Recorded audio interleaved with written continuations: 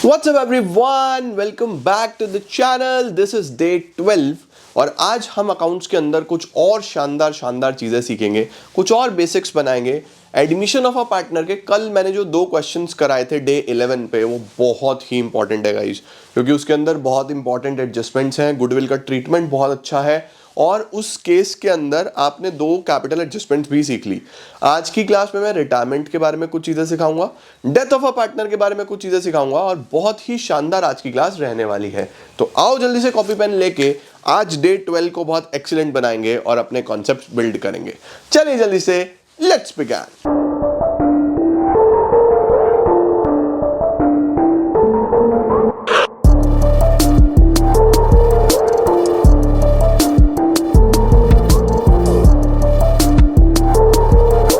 चलो यार शुरू करते हैं गाइस। हम लोग सबसे पहले आज तुम लोग हेडिंग डालो सेटलमेंट ऑफ रिटायरिंग पार्टनर।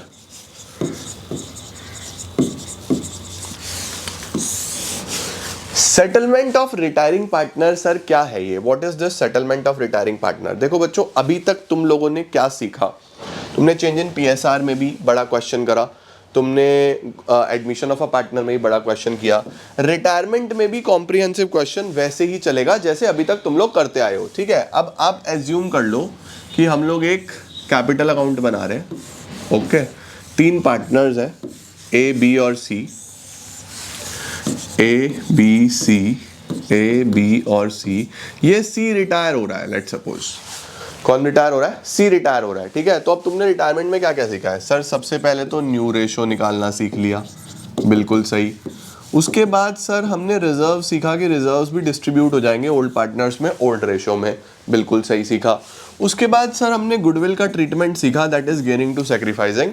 और जो पुराने पार्टनर्स होते हैं वो गेन करते हैं, जो पार्टनर जा रहा होता है वो सेक्रीफाइस करता है, इसीलिए उसको गुडविल का पैसा दे देते हैं, ये भी बिल्कुल सही सीखा। उसके बाद revaluation of assets and liabilities, बिल्कुल सेम वैसा ही है जैसा होता है। 5वीं चीज जो तुम्हें सीखनी है ना वो ये है, सेटलमेंट ऑफ रिटायरिंग पार्टनर। अब इसके अंदर कुछ चीजें बड़े ध्यान से समझो। सबसे पहले मानो यहाँ पे क्या आता है, by balance brought down. Let suppose इसने लगाए हुए थे 2 लाख, इसने लगाए हुए थे 2 लाख, इसने लगाया हुआ था 1 लाख। इस तरीके से इनकी ओपनिंग कैपिटल्स थी। ठीक है, अब पार्टनर जा रहा है तो बैलेंस शीट में कैपिटल दिखाई दी, हमने लिख ली। ठीक है, ये मैं वैसे ही एक एग्जांपल ले रहा हूँ, हाइपोथेटिकल। उसके बाद तुम मान लो कि भैया हमने देख लिया कि रिजर्व भी था, उसमें रिजर्व था तो बटेगा। रिजर्व इक्वल इक्वल रेशो में बांट लो। लेट सपोज इनका जो रेशो है वो इक्वल इक्वल था, ओल्ड रेशो। ठीक है, रिजर्व बट गया 1.5 लाख रुपए का, 50,000 50,000 50,000। ये हाइपोथेटिकल एग्जांपल ले रहा हूँ मैं, कहीं से लिख नहीं रहा हूँ, तुम्हें समझाने के लिए ले रहा हूँ। ये ओपनिंग कैपिटल्स थे, ये रिजर्व बट गए। ठीक है सर, उसके बाद सर राइट ऑफ करने वाला तो और कुछ नहीं था। ठीक है जी, राइट ऑफ करने वाला और कुछ नहीं दिखा, कोई ऑलरेडी एग्जिस्टिंग गुडविल नहीं थी बैलेंस शीट में, कुछ नहीं था। तो फिर सर हमने गुडविल का ट्रीटमेंट किया। अब गुडविल का ट्रीटमेंट जब हमने करा तो गेनिंग रेशो जो है वो भी इक्वल इक्वल ही निकल के आई, क्योंकि न्यू रेशो गिवन नहीं थी, तो दोनों गेन कर गए। तो एंट्री बनी ए डेबिट बी डेबिट टू सी। ठीक है, और गुडविल ऑफ द फर्म थी लेट सपोज 3 लाख रुपए या 6 लाख रुपए ले लो। गुडविल ऑफ द फर्म थी सर 6 लाख रुपए, तो 6 लाख रुपए अगर गुडविल ऑफ द फर्म थी, शेयर था 1/3, तो 2 लाख रुपए इसको मिलने, तो 2 लाख रुपीज इसको मिलेंगे और 1 लाख ए दे देगा, 1 लाख बी दे देगा। ठीक है, तो ए डेबिट बी डेबिट टू सी, तो सी को तो इतना पैसा मिलेगा, तो हम यहाँ पे लिखेंगे बाय ए बाय बी, क्योंकि सी को ये पैसा देंगे। 1 लाख ए देगा, 1 लाख बी देगा। ठीक है, और ए और बी देंगे तो इनमें इधर लिखा जाएगा टू सी कि 1 लाख रुपए इसने सी को दिए, 1 लाख रुपए इसने सी को दिए। ये सर गुडविल का ट्रीटमेंट हो गया। फिर हमने देखा रीवैल्यूएशन से प्रॉफिट आ गया, बाय रीवैल्यूएशन 3 लाख रुपए का प्रॉफिट आ गया सपोज, तो 1 लाख इसमें मिल गया, 1 लाख इसको मिल गया, 1 लाख इसको मिल गया। बस यही होता है। फिर आप चेंज इन पीएसआर हो या एडमिशन हो, फिर तुम क्या करते थे भाई? एडजस्टमेंट्स होती ही 3 है। सबसे पहले ओपनिंग कैपिटल होता है, फिर रिजर्व्स होते हैं, गुडविल होता है, रीवैल्यूएशन होता है। यही है और कुछ नहीं है पूरी पार्टनरशिप में। बेसिक पैटर्न पकड़ लो। अब तुम समझदार हो ना, पैटर्न जान लो। ये यहाँ पे सर क्या आ जाता है? Opening capital. हाँ जी सर। फिर क्या आता है? फिर यहाँ पे आ जाता है आपके पास रिजर्व्स, बिल्कुल सही। फिर यहाँ पे आप ट्रीट करते हो गुडविल को, फिर आप ट्रीट करते हो रीवैल्यूएशन को, और कुछ है ही नहीं पूरी पार्टनरशिप में। पूरी पार्टनरशिप में यही काम होना है ना। तुम क्यों कॉम्प्लिकेट करते हो चीजों को जब चीजें आसान है। उसके बाद क्या करेंगे सर, फिर तुम क्या करते थे, अभी तक बैलेंस निकाल देते थे, टू बैलेंस कैरिड डाउन, और फिर तीनों ही पार्टनर्स का जो भी बैलेंस आएगा वो कैपिटल अकाउंट में ले जाते थे। बट व्हाट इफ मैं आपको बोलूं कि सी तो फर्म छोड़ के जा रहा है, फिर तुम सी का बैलेंस कैसे ले जाओगे बैलेंस शीट में। हाँ सर बात तो सही है, सी तो फर्म छोड़ के जा रहा है, अगर सी फर्म छोड़ के जा रहा है तो सी का बैलेंस कैसे चला जाएगा कैपिटल अकाउंट बैलेंस शीट में, जा ही नहीं सकता। तो हम क्या करते हैं, जो रिटायरिंग पार्टनर होता है उसको या तो retiring partner is to be paid immediately, या तो बच्चों रिटायरिंग पार्टनर का इमीडिएट पेमेंट होगा। एक तरीका तो ये है कि जो भी उसका आउटस्टैंडिंग अमाउंट बनता है वो पे कर दो, या फिर आउटस्टैंडिंग अमाउंट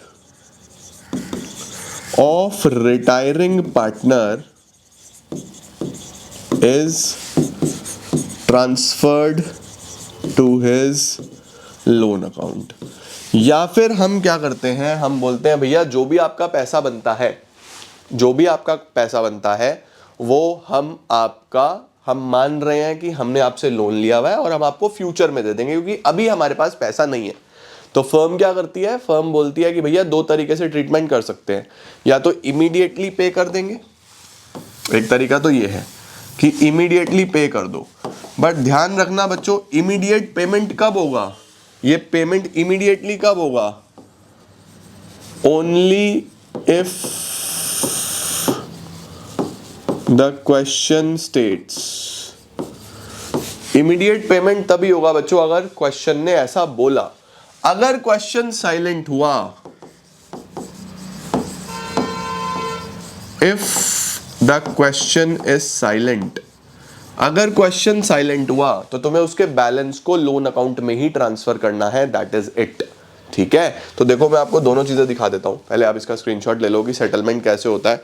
अगर क्वेश्चन साइलेंट होगा तो आप लोन अकाउंट में ट्रांसफर कर दोगे, क्वेश्चन बोलेगा पे करो तो आप बैंक से पे करोगे। अब देखो इसका बैलेंस कितना निकलेगा, भैया 1 लाख तो इसने बैलेंस कैपिटल का पैसा लगाया हुआ था, 1 लाख तो लगाया हुआ था, 50,000 रिजर्व के मिले 150, 2 लाख गुडविल के मिले 350, 1 लाख रिवैल्यूएशन का मिला, तो 4,50,000 इसका टोटल हो गया जो इसका बैठ रहा है हिसाब किताब। इधर कुछ नहीं है तो 4,50,000 इसके बैठ रहे हैं। अब ये 4,50,000 दिखाने के दो तरीके हैं बच्चों, या तो क्वेश्चन बोलेगा कि पे कर दो, या फिर क्वेश्चन साइलेंट होगा। तो अगर क्वेश्चन ने बोला पे कर दो, अगर क्वेश्चन ने बोला पे कर दो, तब तो आप यहां पे लिख दोगे टू बैंक, बात खत्म, आप लिख दोगे टू बैंक।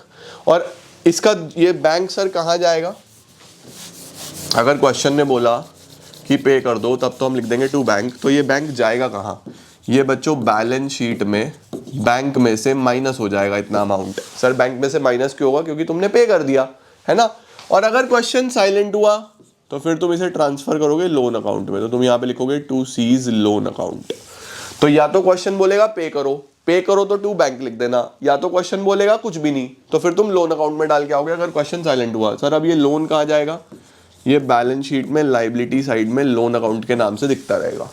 तो दो ही तरीके होते हैं बच्चों रिटायरिंग पार्टनर का सेटलमेंट करने के, या तो पेमेंट कर दो, भाई पार्टनर जा रहा है तो पैसा लेके जाएगा, आपके पास पैसा नहीं है तो आप उसको प्रॉमिस करो कि कितने टाइम के बाद दोगे, 1 साल बाद दोगे, 2 साल बाद दोगे, 3 साल बाद दोगे, विद रेट ऑफ इंटरेस्ट दे देना, समझे। तो या तो पे हो जाएगा या लोन में ट्रांसफर हो जाएगा, बाकी दोनों पार्टनर्स का बैलेंस निकलेगा 2, 3, 350, 350 में से 1 लाख गया तो 250 इसका बैलेंस आ गया, जैसे आप अभी तक करते आए हो नॉर्मल। और 2, 3, 350, 350 में से 1 लाख गया, 250 इसका बैलेंस आ गया। सी पार्टनर ही नहीं रहा तो इसका कोई बैलेंस नहीं है, उसका या तो पैसा चला जाएगा या फिर आप ट्रांसफर कर दोगे लोन अकाउंट में। बताओ जी, सारे comprehensive question, change in PSR ले लो, एडमिशन ले लो, अब रिटायरमेंट ले लो, सेम है या नहीं है। फर्क सिर्फ किस चीज का होता है, एक तो गुडविल का और एक ये लास्ट में सेटलमेंट कैसे करना है। चेंज इन पीएसआर में कोई सेटलमेंट नहीं था, बैलेंस निकाल दो। एडमिशन में कोई सेटलमेंट नहीं था, बैलेंस निकाल दो। रिटायरमेंट में पार्टनर फर्म छोड़ के जा रहा है तो भैया तुम्हारा दिमाग खुद चलना चाहिए कि अगर पार्टनर फर्म छोड़ के जा रहा है तो उसका पैसा तो देना पड़ेगा ना, पैसा लेके जाएगा वो, समझ गए? तो दिस इज हाउ रिटायरमेंट का कॉम्प्रिहेंसिव क्वेश्चन होता है। ये पैसा दे दिया तो बैंक में से माइनस करना, नहीं दिया तो लाइबिलिटी में डाल देना। सर व्हाट इफ क्वेश्चन ने बोला कि पेमेंट कर दो और मेरे पास बैंक में उतना पैसा ही नहीं हुआ तो क्या होगा? सपोज इसका पेमेंट आया ये 450 और मेरे बैंक में है ही 3 लाख, फिर मैं क्या करूंगा? फिर ओवरड्राफ्ट होगा बच्चों।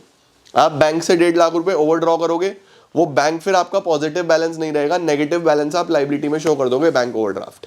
समझे? तो अगर आपके बैंक में इतना पैसा नहीं होता, पेमेंट आप तब भी करोगे, बाकी का आप बैंक ओवरड्राफ्ट दिखाओगे अपनी बैलेंस शीट की लाइबिलिटी में। ठीक है? आओ सर, अब रिटायरमेंट हमारा ऑलमोस्ट डन।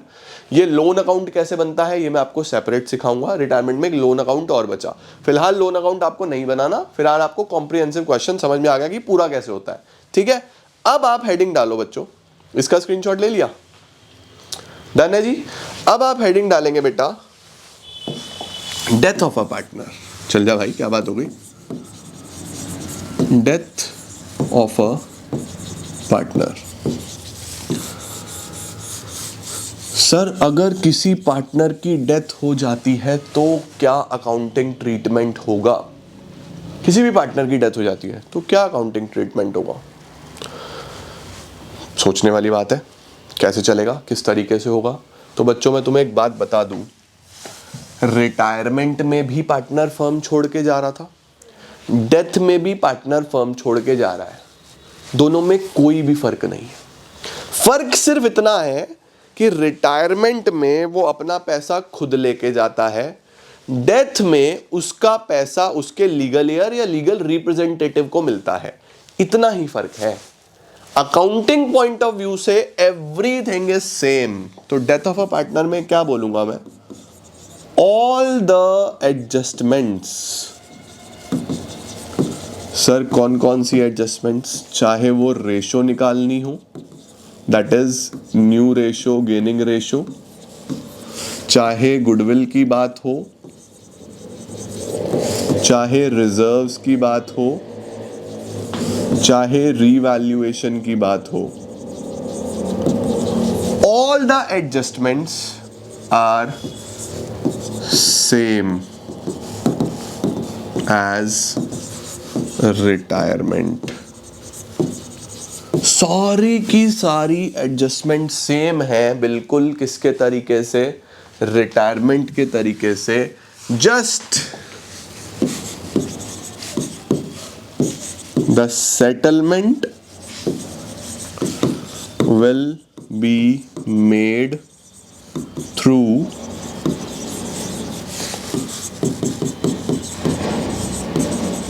Executors account. यहां पे जो रिटायरमेंट होगा ना बच्चों, एक एग्जीक्यूटर अकाउंट के थ्रू होगा।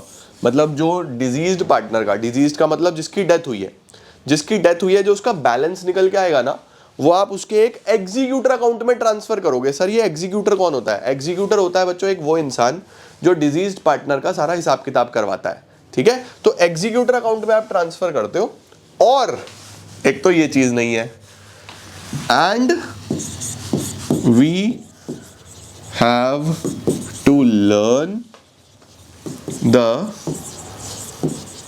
calculation and treatment of interim profits। हमें बस ये नई चीज सीखनी है, calculation and treatment of interim profit. Sir what is this interim profit? पहले तुम यहां तक का स्क्रीनशॉट लो, फिर मैं तुम्हें इंटरिम प्रॉफिट का मतलब भी बताता हूं। देखो बच्चों, भाई रिटायरमेंट में क्या होता था कि पूरा साल बिजनेस चला, 1 अप्रैल 2022 को चालू हुआ, 31 मार्च 2023 को खत्म हुआ, और रिटायरमेंट नॉर्मली यहीं पे होता था ईयर एंड पे।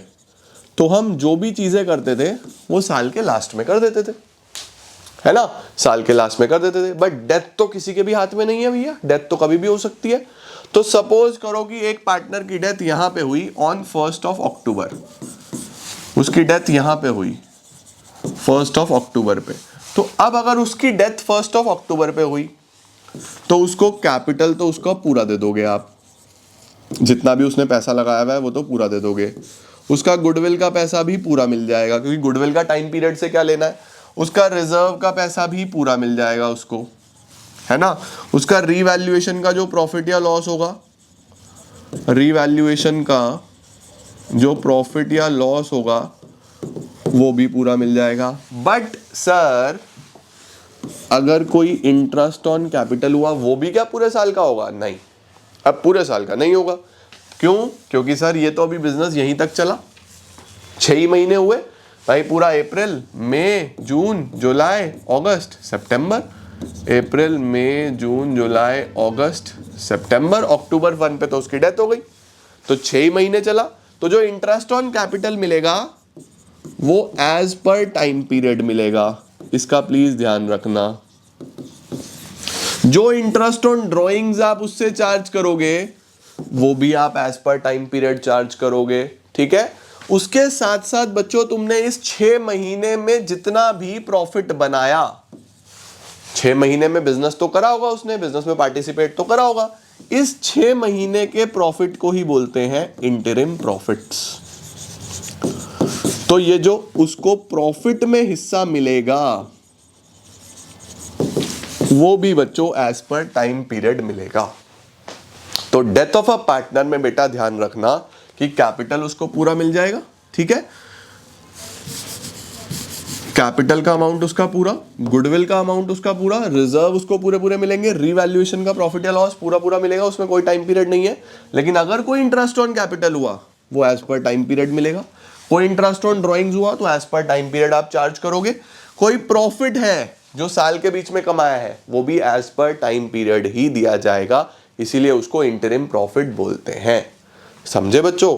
अब सर ये इंटरिम प्रॉफिट कैलकुलेट कैसे होगा? भैया एक्चुअल प्रॉफिट तो यहां पे निकलेगा जब वही P&L बनेगा, P&L एप्रोप्रिएशन बनेगा। मैं 6 महीने का प्रॉफिट कैसे निकालूं?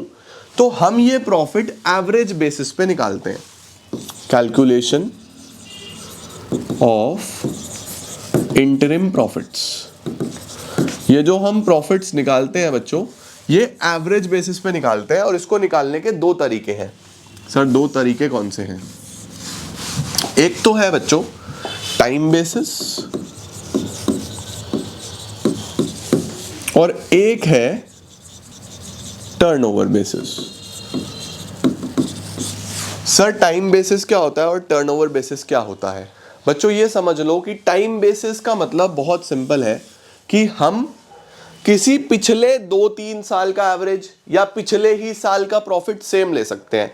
यहां पे आपको क्वेश्चन में दिया हुआ होगा कि इस साल का प्रॉफिट या तो आप पिछले 2-3 साल के एवरेज के बेसिस पे निकाल लो या फिर आप पिछला ही साल का कंसीडर कर लो, तो उस हिसाब से आपको कैलकुलेट करना है। तो इसमें आप क्या करोगे? Step number 1, calculation of profit on the basis of previous years profits. अब जो हम प्रॉफिट्स का कैलकुलेशन करेंगे वो प्रीवियस ईयर प्रॉफिट्स के बेसिस पे करेंगे। क्वेश्चन बोलेगा कि the profit is to be considered equal to average of 3 year last profits. तो हम क्या बोल देंगे कि भैया 3 लास्ट ईयर प्रॉफिट्स का एवरेज ले लो, वही मान लो आप, सेम प्रॉफिट आ गया। अब वो प्रॉफिट तो पूरे साल का आया, तो फिर हम क्या करेंगे? स्टेप नंबर 2 आप क्या करोगे? उस प्रॉफिट को मल्टीप्लाइड करोगे टाइम पीरियड से। भाई जितने भी टाइम का तुम्हें निकालना है ना, अगर वो पर्टिकुलरली मंथ्स में है तो 12 से डिवाइड कर देना, टाइम पीरियड अपॉन 12 आ जाए यार। अगर वो डेज में है तो 365 से डिवाइड कर देना, ठीक है ना भैया। डेज में भी हो सकता है, बिल्कुल हो सकता है। सपोज उसकी डेथ 15 अक्टूबर को ही, तो फिर तुम्हें दिन गिनने पड़ेंगे डेज के हिसाब से, ठीक है। तो स्टेप नंबर 2 पे आप प्रॉफिट को मल्टीप्लाई करोगे टाइम पीरियड से। स्टेप नंबर 3 से आप क्या करोगे? यही इसी स्टेप को आगे लेके चलना। जो भी प्रॉफिट आया आपका टाइम पीरियड लगा के, फिर उसको आप मल्टीप्लाई करना पार्टनर के शेयर से। लेट सपोज डिजीज पार्टनर का शेयर सपोज 1/3 है, तो मैं यहाँ पे लिख रहा हूँ 1/3। ये 1/3 क्या है? डिजीज्ड पार्टनर का शेयर। तो इस तरीके से आप प्रॉफिट को कैलकुलेट करते हो। 3 स्टेप्स हैं, पहले प्रॉफिट निकालो, कैसे निकालना है, पिछले साल के बेसिस पे। फिर आप उस प्रॉफिट में टाइम पीरियड लगाओ, क्योंकि उसकी डेथ साल के बीच में हुई है, तो जितना टाइम का प्रॉफिट बनता है उतना दो, प्लस अभी तो ये फर्म का आया तीनों पार्टनर्स का, उस पार्टनर का हिस्सा निकालो। ऐसे प्रॉफिट कैलकुलेट होता है on the basis of time. Turnover basis क्या होता है? टर्नओवर का मतलब होता है बच्चों सेल्स। टर्नओवर का मतलब क्या होता है? सेल्स। इसमें क्या करना है? स्टेप नंबर 1, इसमें हम देखते हैं कि पिछले साल मैंने कितना प्रॉफिट कमाया था। तो भैया पिछले साल का प्रॉफिट कैसे पता चलेगा?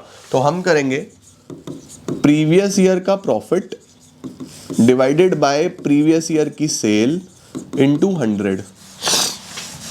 एज्यूम कर लो कि पिछले साल का प्रॉफिट है मेरा 2 लाख रुपए और पिछले साल की सेल है मेरी 10 लाख रुपए इनटू 100। तो भैया 20% का प्रॉफिट आ गया। अगर मेरा 2 लाख का प्रॉफिट कमाया मैंने 10 लाख की सेल पे, तो 20% पिछले साल कमाया। ठीक है, फिर आपको क्वेश्चन ऐसा बोल सकता है कि profit shows an increasing trend of 5%, कि प्रॉफिट हर साल 5% से बढ़ रहा है। तो पिछले साल 20 कमाया था तो इस साल 25 कमाएंगे। या प्रॉफिट आपको ऐसा बोल सकता है क्वेश्चन में कि it is showing a decreasing trend of 2%, कि कम हो रहा है तो 20 से 2% कम कर देना, 18 हो जाएगा। तो प्रॉफिट पहले तो आप पिछले साल का देखोगे कि पिछले साल कितना परसेंट कमाया।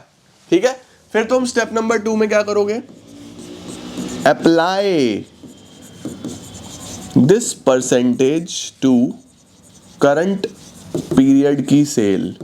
जितनी भी करंट पीरियड की सेल है उस पे अप्लाई कर दो, है ना। सपोज 6 महीने की सेल 5 लाख रुपए दी हुई है, तो 5 लाख का 20% निकाल लो, प्रॉफिट आ जाएगा। करंट पीरियड की सेल आपको दी हुई होगी। ओके, तो पहले तो पिछले साल का मार्जिन निकालो कि पिछले साल कितना कमाया।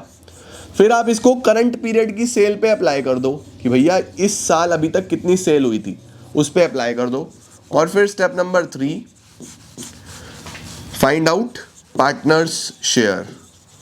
फाइंड आउट, पूरा लिख देता हूं, diseased partner, diseased partners share in profits. बस ये जितना भी प्रॉफिट आएगा उसको मल्टीप्लाई करो उसके 1/3 से, उसका हिस्सा आ जाएगा।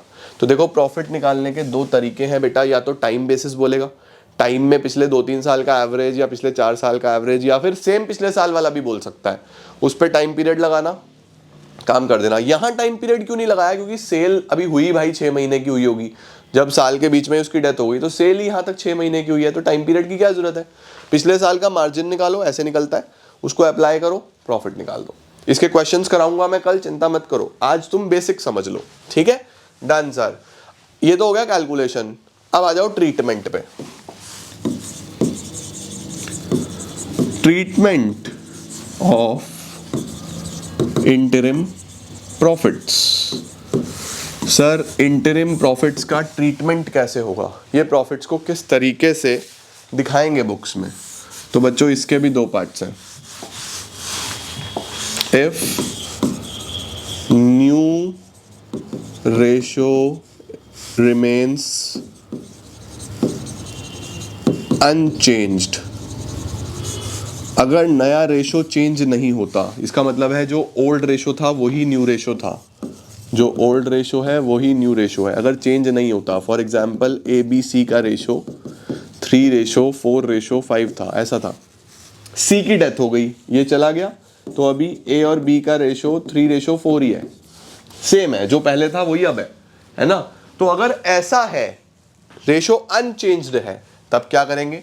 And if the new ratio is given changed, आपको नया रेशो दिया हुआ है जो कि चेंज हो गया है। जैसे ओल्ड रेशो था 1:1:1, अब ये चला गया, तो न्यू रेशो दिया हुआ है 6:5।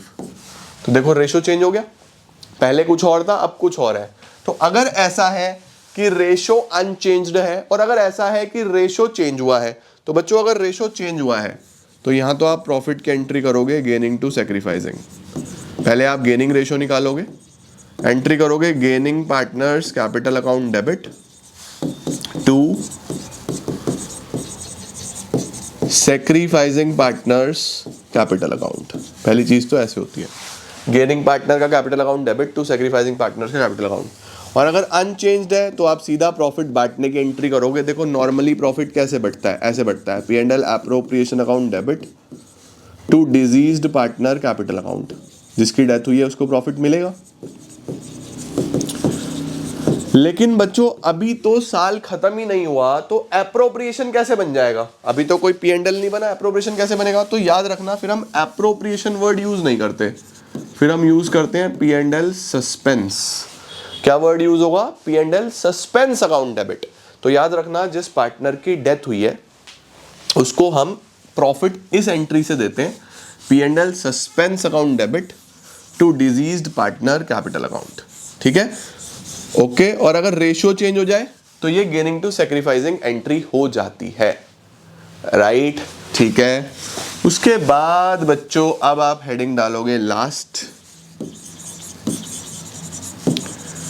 Settlement of diseased partner. जिस पार्टनर की बच्चों डेथ हुई है उसका हम सेटलमेंट कैसे करते हैं, the settlement of diseased partner. अब बच्चों सेटलमेंट के लिए सारा का सारा काम बिल्कुल सेम है जैसा रिटायरमेंट में होता था। देखो वही कैपिटल अकाउंट बनेगा। डेथ में नॉर्मली जो आपको कैपिटल अकाउंट बोलता है ना, वो सिर्फ डिजीज्ड पार्टनर का बोलता है। डिजीज्ड पार्टनर का मतलब जिसकी डेथ हुई हुई है। सपोज कर लो कि सी की डेथ हुई हुई है, तो आपको एग्जाम में ज्यादा चांसेस हैं कि सिर्फ सी का कैपिटल अकाउंट आएगा, तो सिर्फ सी का बना देना, ए और बी हटा देना। लेकिन मैं आपको सिखा देता हूं, सबसे पहले नॉर्मली क्या, वही बैलेंस ब्रॉट डाउन, जितना जितना भी बैलेंस जिसने भी लगाया हुआ है यहाँ पे बैलेंस आ जाएगा। ठीक है, फिर अगर कोई रिजर्व्स वगैरह होंगे तो नॉर्मली बढ़ जाएंगे, कोई रिजर्व्स होंगे तो वो बढ़ जाएंगे। सर रिजर्व्स बढ़ गए। फिर गुडविल का पैसा सी को मिलेगा क्योंकि उसकी डेथ हुई है, ए और बी देंगे, तो बाय ए एंड बी अगर ये गेनिंग पार्टनर्स होंगे, ठीक है, तो पैसा गुडविल का किसको मिलेगा? सी को मिलेगा। सी को मिल गया और ए और बी देंगे तो टू सी, ए और बी ये गुडविल का पैसा देंगे। ये गुडविल की एंट्री है बच्चों, ओके। फिर सर रीवैल्यूएशन का प्रॉफिट जो भी होगा, प्रॉफिट हुआ तो इधर, लॉस आया तो डेबिट साइड में लिख दोगे, ये बच गया सर। उसके बाद बच्चों अगर आपका जो इंटरिम प्रॉफिट है रेशो चेंज हुआ, सपोज रेशो चेंज हुआ तो इसके साथ ही कर देना, गेनिंग टू सैक्रिफाइसिंग एंट्री होगी दोबारा से, है ना। रेशो नहीं चेंज हुआ तो क्या बनेगी? P&L suspense. मैं मान रहा हूं कि रेशो नहीं चेंज हुआ तो इसको प्रॉफिट मिलेगा क्योंकि ये पार्टनर जा रहा है, ओके। अब हम क्या करते हैं बच्चों, बस खत्म काम। अब हम क्या करते हैं भाई, सी तो चला गया है ना, तो बैलेंस सिर्फ किसका आएगा? ए और बी का। तो टू बैलेंस कैरिड डाउन, वो तो आएगा सिर्फ ए का और बी का। सी तो चला गया, तो सर सी का जो हिसाब आया, ये जो सी का हिसाब किताब आएगा, ये जो सब सी को मिलना है ये यहां आ जाएगा। ये किस नाम से लिखेंगे? ये लिखा जाता है बच्चों टू सीज एग्जीक्यूटर अकाउंट, क्योंकि मैंने क्या बोला कि ये सारा का सारा काम किसके थ्रू होगा? सी के एग्जीक्यूटर के थ्रू होगा। तो यहां पे बच्चों क्या लिखा जाता है? सी का एग्जीक्यूटर अकाउंट। रिटायरमेंट में क्या हो रहा था? जो पार्टनर रिटायर हो रहा था या तो पे हो रहा था या लोन में ट्रांसफर हो रहा था। डेथ में सब सेम है, बस नाम चेंज है। किसका नाम आएगा यहाँ पे? उसके एग्जीक्यूटर का नाम आ जाएगा, क्योंकि वो पार्टनर रहा ही नहीं है भैया, दुनिया में ही नहीं है, तो उसका पैसा कैसे दोगे आप? दे ही नहीं सकते, तो इसीलिए उसके एग्जीक्यूटर अकाउंट में ट्रांसफर हो जाता है बेटा, समझ गए? तो दिस इज हाउ बच्चों डिजीज्ड पार्टनर का हम सेटलमेंट करते हैं, ठीक है। अब सर अगर एग्जीक्यूटर अकाउंट बनाने को आ जाए फिर क्या करेंगे हम? तो देखो एग्जीक्यूटर अकाउंट में कुछ नहीं होता, एग्जीक्यूटर्स अकाउंट ऐसे बनता है। ये एग्जीक्यूटर अकाउंट आ गया, ठीक है। एग्जीक्यूटर अकाउंट में हम सबसे पहले ये बैलेंस ट्रांसफर करते हैं, तो इधर डेबिट में आया तो इधर क्रेडिट में आएगा बाय सी का कैपिटल अकाउंट। लेट सपोज इसका बैलेंस वही 450 आ रहा है, ठीक है, सपोज इसका बैलेंस वही 450 आ रहा है, ये एग्जीक्यूटर में आ गया। अब ये एग्जीक्यूटर में जो पैसा आया ना, अब इस एग्जीक्यूटर को भी या तो आप इमीडिएटली पे कर दोगे, क्वेश्चन बताएगा ये भी तुम्हें, या तो आप इमीडिएटली पे कर दोगे। अगर पे नहीं करोगे तो ये जाएगा एग्जीक्यूटर के लोन अकाउंट में, तो इसका मतलब यहां पे भी वही सेम काम है। एग्जीक्यूटर का अगर पेमेंट करना हुआ तब तो तुम लिखोगे टू बैंक कि भैया हमने ये 450 पे कर दिए, या फिर तुम लिखोगे सी का एग्जीक्यूटर्स लोन अकाउंट, या फिर ये पैसा भी एग्जीक्यूटर के लोन अकाउंट में चला जाएगा। तुम्हें क्वेश्चन बोलेगा, क्वेश्चन बताएगा कि उसका पेमेंट करना है या लोन अकाउंट में डालना है। और सेम रिटायरमेंट, बिल्कुल सेम रिटायरमेंट, बस फर्क इतना है कि वहां पे पार्टनर खुद करता है ये सब, यहाँ पे पार्टनर ही नहीं रहा तो उसके एग्जीक्यूटर में होगा। तो कैपिटल से ट्रांसफर करोगे कहाँ पे? एग्जीक्यूटर में। एग्जीक्यूटर अकाउंट में जाके बस आपको नॉर्मली है या तो पे करना होगा या उसके लोन अकाउंट में ट्रांसफर करना होगा। सर ये लोन अकाउंट सिखा दो, अभी सिखाएंगे। कल हम इसको, जब हम रिटायरमेंट का लोन अकाउंट और एग्जीक्यूटर का लोन अकाउंट बिल्कुल सेम है, तो दोनों पे डबल मेहनत क्यों करनी है? मैं तो बच्चों को यही बताता हूं, इस सीरीज का मकसद ही ये था कि चीजें टिपिकल नहीं है, चीजों को टिपिकल बनाया गया है। बहुत सारे कॉन्सेप्ट्स नहीं है, बहुत सारे चैप्टर्स के नाम बनाए गए हैं। कुछ नहीं करना, इधर ले आओ, पे करो लोन अकाउंट। अब लोन अकाउंट सेम है, रिटायरमेंट का भी वही है, एग्जीक्यूटर का भी वही है, तो भैया अलग अलग क्यों कराऊं मैं बच्चों को? मैं तो एक ही साथ कराऊंगा, है ना। तो ये था बच्चों हमारे पास सारा का सारा डेथ में कैसे ट्रीटमेंट होता है। आई होप आपको चीज़ें समझ में आई होंगी, आपने ये सारे नोट्स बनाए होंगे। अभी कल की क्लास, यानी कि जो नेक्स्ट वीक की पहली क्लास होगी, वो होगी बड़ी शानदार, क्योंकि उसमें एक तो हमारा पार्टनरशिप ऑलमोस्ट खत्म हो जाएगा, बस डिसोल्यूशन बचेगा। डिसोल्यूशन 2 दिन में मुश्किल से खत्म हो जाएगा, तो डे 13 पे आपका पार्टनरशिप ऑलमोस्ट खत्म होगा, डे 14 में डिसोल्यूशन निपट जाएगा, तो बस फिर बचेंगे 7 दिन।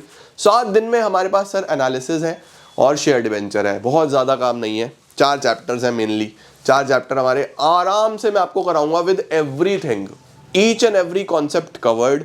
तो स्ट्रेस फ्री होके सीरीज को पढ़ते चलो, मेहनत करते चलो, हम बहुत अच्छे तरीके से करेंगे गाइज, तुम लोग बिल्कुल टेंशन फ्री रहो, ठीक है। तो आई होप आपको मजा आया होगा। आज बहुत शानदार क्लैरिटी के साथ मैंने कॉन्सेप्ट्स कराए हैं। आज की वीडियो को दोबारा ज़रूर देखना, और कल जो है तुम्हारा सबसे बेहतरीन दिन, टुमारो इज संडे, तो कल का होमवर्क क्या है सर? संडे का होमवर्क क्या है? कल बच्चों इफ पॉसिबल अगर हो सकता है तो डे 1 से लेके डे 12 तक की सारी वीडियोस 2x पे रीवॉच कर डालो। सर रीवॉच करने से क्या होगा? रीवॉच करने से बच्चों तुम्हारे सारे कॉन्सेप्ट्स दोबारा रिवाइज हो जाएंगे, सारे कॉन्सेप्ट्स दोबारा रिवाइज हो जाएंगे। इनके साथ में रख लेना, साथ में क्या रखना है? तुम्हारा कॉन्सेप्ट कॉपी, जो भी तुमने जीएनजी की कॉपी बनाई होगी ना, वो कॉन्सेप्ट कॉपी अपने साथ में रख लेना।